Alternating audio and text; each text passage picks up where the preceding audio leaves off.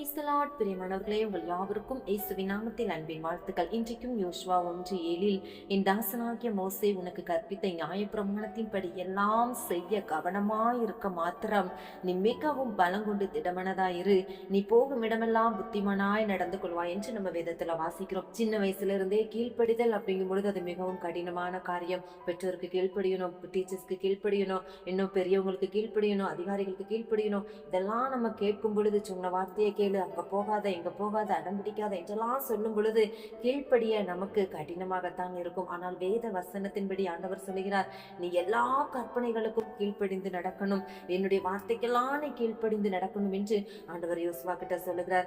கீழ்ப்படிதல் என்று சொல்லி பார்க்கும் பொழுது வேத புத்தகத்துல ஐசக் ஸ்டோரி தான் ஞாபகத்துக்கு வருது.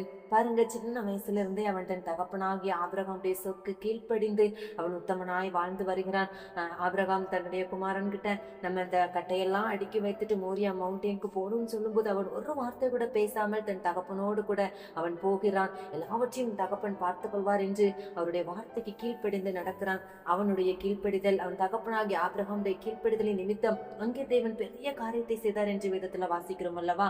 இன்றைக்கு பிரியமானவர்களே, கீழ்ப்படிதல் மிக மிக கடினம் தான். ஆனாலும் நான் உங்க வசனத்துக்கெல்லாம் கீழ்ப்படிந்து நடக்க, பெற்றோருக்கு கீழ்ப்படிய, டீச்சர்ஸ்க்கு கீழ்ப்படிய எனக்கு கிருபை தாங்கப்பா என்று சொல்லி நீங்க கேட்கும் பொழுது நிச்சயம் ஆண்டவர் அந்த கீழ்ப்படிதலின் கிருபையை உங்களுக்கு தந்து கீழ்ப்படிதலினால் வருகிற ஆசீர்வாதங்களினாலும் உங்களை நிரப்பி மகிமைப்படுத்துவார். இந்த வசனத்துக்கு கீழ்ப்படிந்து வசனத்துக்கு நடுங்கி கற்பனைக்கு பயந்து வாழும் பொழுது ஆண்டவர் உங்களை புத்திமானாய் மாற்றுவார். எல்லாவற்றிலும் ஞானவான்களாய் சிறந்து விளங்கும்படி செய்வார். கீழ்ப்படியும் பொழுது கர்த்தருடைய மகிமை வெளிப்படும், கீழ்ப்படியும் பொழுது கர்த்தருடைய கிரியை வெளிப்படும், கீழ்ப்படியும் பொழுது கர்த்தருடைய ஆசீர்வாதங்கள் உங்கள் மீது வந்து தங்கும், கீழ்ப்படியும் பொழுது கர்த்தர் உங்களை மேன்மைப்படுத்தி உயர்த்துவார். இன்றைக்கு எப்படி ஆபிரகாம், ஈசாக்கு, யாக்கோபின் சந்ததிகளை கர்த்தர் ஆசீர்வதித்தாரோ, நீங்கள் கீழ்ப்படிந்து உத்தமமாய் வாழும் பொழுது உங்களையும் உங்கள் குடும்பத்தையும் உங்கள் சந்ததிகளையும் கர்த்தர் ஆசீர்வாதம் பெருக பண்ணுவார். இன்றைக்கு ஒப்பு கொடுத்து ஜெபிக்கலாமா?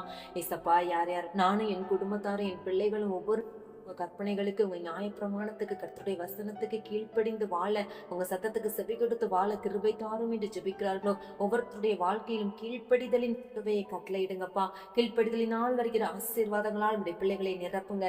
எல்லாவற்றிலும் ஞானத்தோடு புத்திமானாய் நடந்து கொள்ள, முடிவு பரியந்தம் உமக்கு கீழ்ப்படிந்து நித்திய ஜீவனுக்குள் ஆசீர்வாதத்தை பெற்றுக்கொள்ள கர்த்தர் கிருபை தாரும். இயேசுவின் நாமத்தில் ஜெபிக்கிறோம் பிதாவே, ஆமென்.